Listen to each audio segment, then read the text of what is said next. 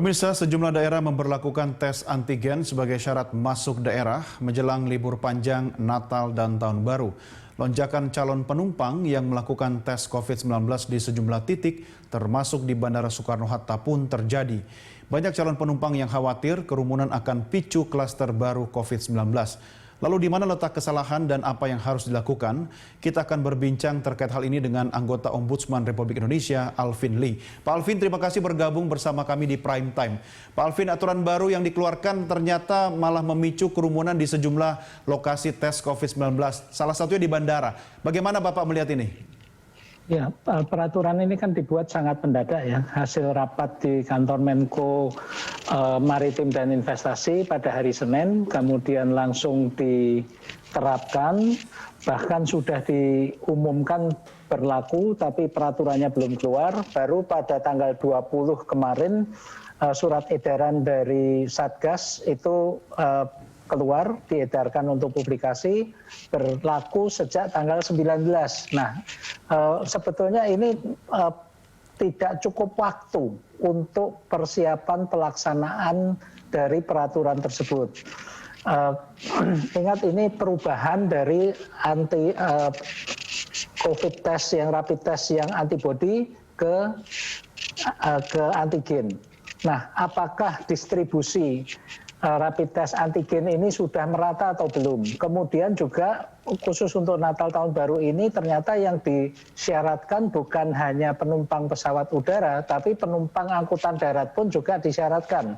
Tadinya hasil rapid test ini berlaku 14 hari, sekarang jadi 3 hari. Yeah. Nah, inilah yang membuat masyarakat kemudian tiba-tiba merasakan ada kebutuhan tersebut, tidak punya informasi kemana melakukan rapid test antigen, berbondong-bondonglah ke bandara, sehingga yang ke bandara ini bukan hanya penumpang pesawat udara, tapi juga yang melakukan perjalanan darat. Tadi saya juga mendapatkan laporan di Bali juga sempat stoknya hampir habis. Jadi ini sangat berbahaya karena sedemikian mendadak, baik pengguna jasa tidak siap, pelaksana di lapangan juga tidak siap. Sehingga apa yang terjadi, kita masih bersyukur Angkasa Pura I, Angkasa Pura II di luar kewajiban mereka, karena mereka ini kan pengelola bandara. Mereka mengambil inisiatif menyelenggarakan layanan tambahan ini untuk mengatasi permasalahan tersebut. Ini masih baik. Bayangkan kalau Angkasa Pura I, Angkasa Pura II tidak melakukan ini, rumah sakit, klinik, ini semuanya akan diserbu, lab akan diserbu masyarakat, dan semuanya tidak siap untuk melayani ini. Iya. Pak Alvin, ini kan sebenarnya tes ini kan bagus ya Pak ya, agar tidak terjadi pelonjakan kasus COVID-19. Tapi dari dua aspek Pak Alvin, Anda melihatnya apakah ketidaksiapan infrastruktur di bandara sendiri atau lebih kepada kekurang siapan SDM yang melakukan tes ini Pak? Ya, saya justru menyampaikan salut pada bandara yang mengambil inisiatif. Ini bukan tanggung jawabnya bandara. Ya. Justru pembuatan kebijakan dan peraturan ini yang kami nilai tidak tepat waktunya. Kalau memang akan mengantisipasi lonjakan arus perjalanan akhir tahun, seharusnya sudah diumumkan sejak bulan November, sehingga orang-orang yang akan bepergian juga sudah mempertimbangkan. Kemudian juga instrumennya, kenapa menggunakan instrumen rapid test, yang mana sebetulnya kalau pemerintah mau tegas-tegas bisa saja seperti dulu, pegawai negeri, pegawai BUMN dilarang keluar kota. Ya. Kemudian juga slot penerbangan dikurangi. Ini tidak akan menimbulkan kerumunan baru. Saya juga heran kenapa justru memilih instrumen ini adalah rapid test dari antibody ke antigen, dan ini selisihnya adalah di harganya dan masa berlakunya. Ya. Ini justru ada indikasi bahwa yang punya uang, yang mampu bayar silahkan bisa pergi, yang tidak mampu bayar tidak usah pergi. Demikian, Mas.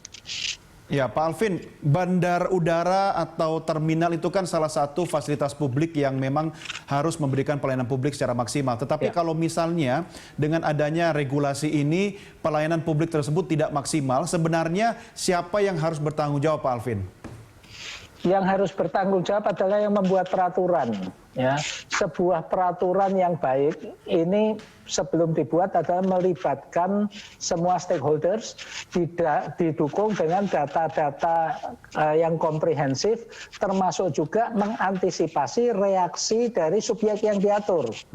Nah, saya yakin pembuat kebijakan ini sangat tergesa-gesa, tidak membayangkan bagaimana reaksi masyarakat ketika peraturan ini diumumkan. Ya. Kenyataannya yang sudah punya tiket, yang sudah punya rencana bepergian, tetap saja akan bepergian, tidak membatalkan perjalanannya. Mereka rela antre berjam-jam di bandara, rela membayar lebih tinggi untuk mengambil tesnya. Nah, ini kan yang tidak dibayangkan, reaksinya tidak seperti yang dibayangkan oleh pembuat kebijakan. Demikian, Mas. Artinya Pak Alvin, pembuat kebijakan yang Anda maksud ini tidak menduga bahwa ternyata dalam kondisi COVID-19, minat masyarakat untuk berlibur di akhir tahun tetap tinggi, begitu Pak? Tetap tinggi, ini juga tidak lepas dari upaya pemerintah. Sejak bulan Juli, pemerintah sudah mempromosikan, ayo berwisata, ayo berwisata. Bahkan kementerian, instansi-instansi, lembaga-lembaga negara didorong untuk melakukan rapat-rapat di daerah tujuan wisata. Ya. Dan sejak bulan Oktober pemerintah memberikan insentif, yaitu passenger service charge atau PJP2U yang biasa kita sebut sebagai airport tax, itu diserap, ditanggung oleh negara agar harga tiket turun, dengan tujuan agar makin banyak masyarakat yang menggunakan transportasi udara. Nah, ini barusan didorong, tiba-tiba akan di stop. Ini kan momentumnya tidak bisa secepat itu. Ya, Pak Alvin, hak masyarakat untuk berlibur, tetapi kewajiban pemerintah juga untuk menjaga agar tidak timbul klaster baru. Nah, kok sepertinya tidak ada titik temu Pak Alvin? Siapa atau mekanisme apa yang harus dilakukan dalam kondisi tanda petik darurat akhir tahun ini, Pak?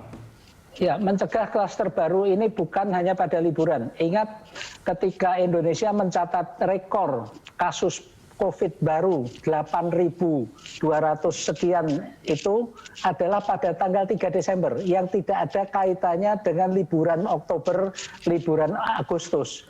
Jadi perilaku kita sehari-hari, bagaimana pemerintah melaksanakan pengawasan terhadap protokol kesehatan dalam kegiatan sehari-hari. Kita lihat saja di Jakarta, apakah ada pengawasan yang namanya Kopaja, angkot dan sebagainya. Mau diisi berapa orang, drivernya pakai masker atau tidak ada yang ngawasin kan? Ya. Nah, kita tidak bisa hanya mengambil secara titik-titik saja.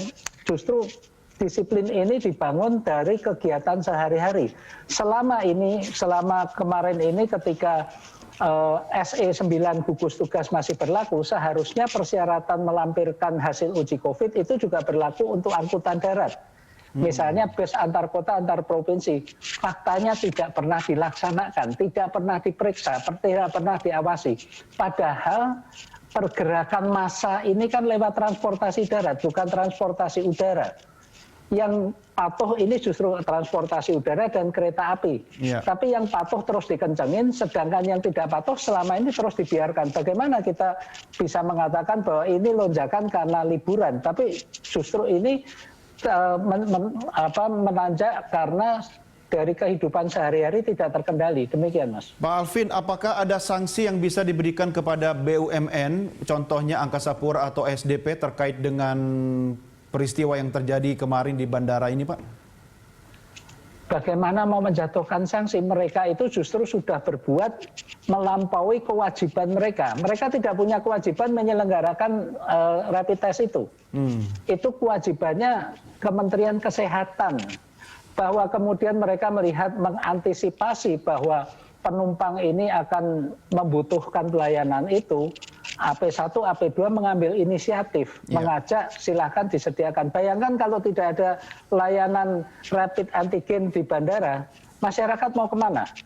Demikian, Mas. Ya, perlu diberi reward nggak atas inisiatif ini, Pak Alvin? Ya, saya kira itu reward tentunya akan dicatat oleh Kementerian BUMN ya. Dan saya yakin pemerintah ini justru diselamatkan wajahnya oleh AP1, AP2. Ya, baik. Pak Alvin, terima kasih sudah bergabung bersama Prime Time. Tetap sehat selalu, Pak Alvin. Terima kasih, selamat sore. Terima kasih. Alvin Lee, anggota Ombudsman Republik Indonesia, telah bersama kami. Pemirsa, jangan kemana-mana, Prime Time segera kembali sesaat lagi.